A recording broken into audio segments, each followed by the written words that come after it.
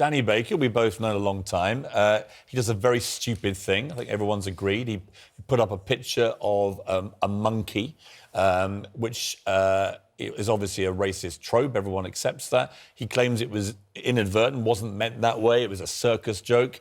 He deleted it within minutes, but it cost him his job at the BBC. But he did say the BBC, he felt, were right to sack him because it was a personal tweet. Right. So here's my point, though. The BBC were very quick to sack him. But Joe Brand, who says, makes a joke of flinging battery acid at politicians, very near the 3rd anniversary of Joe Cox being murdered in the street, and following a lot of politicians being doused with milkshake, to me, that completely crossed a line. I don't think there should be any jokes about attacking politicians post-Joe Cox, and particularly not in the week of her anniversary of her death. I think basically the BBC invited her on, provocative show.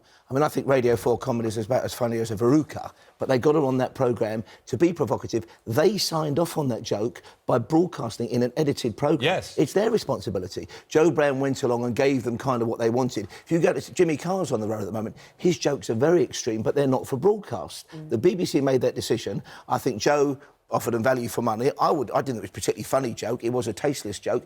But, as always with the BBC, they suddenly, in their weaselly way, pull away from it. Yeah. They're responsible, not Joe Brand. India, the programme is called Heresy. It's all about saying provocative, controversial things.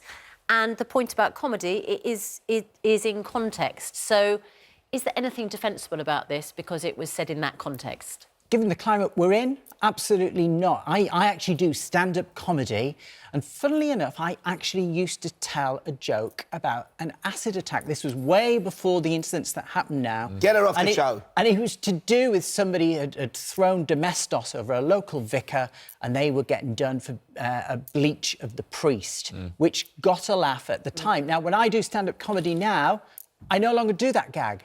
And the reason that I don't do the gag, even though the audience enjoys it, is the fact that we've had the Joe Cox incident and others. And we've had a number of acid attacks. Of course. So you had the fusion of an attack on a politician that cost her life. You have a number of acid attacks increasing in this country. And that's why I just think that... Here's what I would say, Paul, about the double standard here.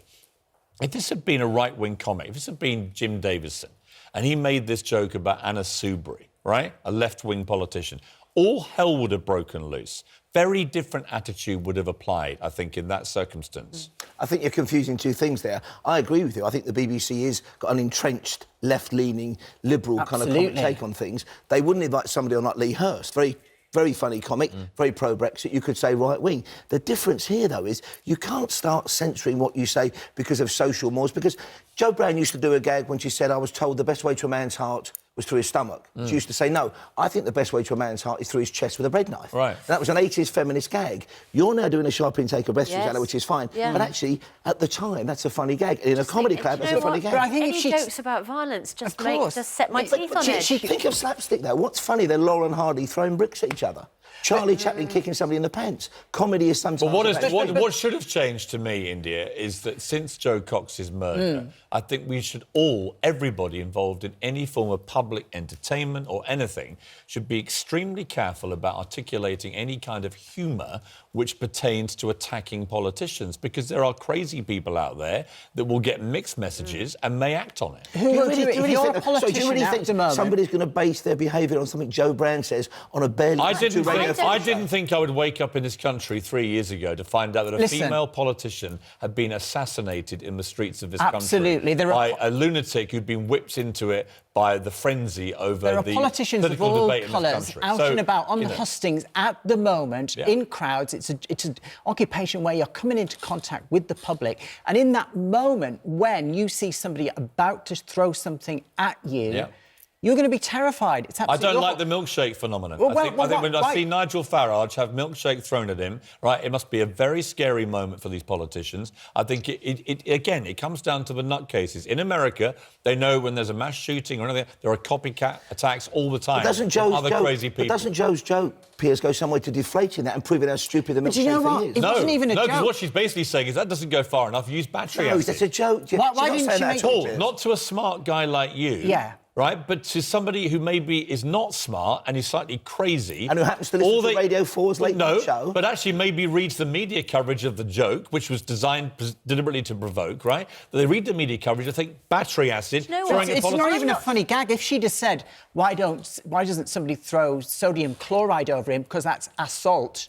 You know, there's an actual punchline to what she's saying. But the difficulty here, though, is if somebody is so mentally vulnerable and unpleasant, they're going to be pushed into it by Joe Brand.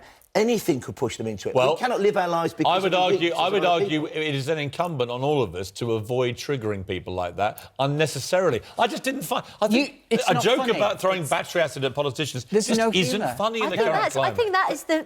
To me, that's the point. It's not the incitement to violence. It was an escalation from the original point about why are they doing X and they could do Y. She's still making a joke about chucking battery acid at politicians. If you had funny about Owen Jones or Femi, there would have been bedlam.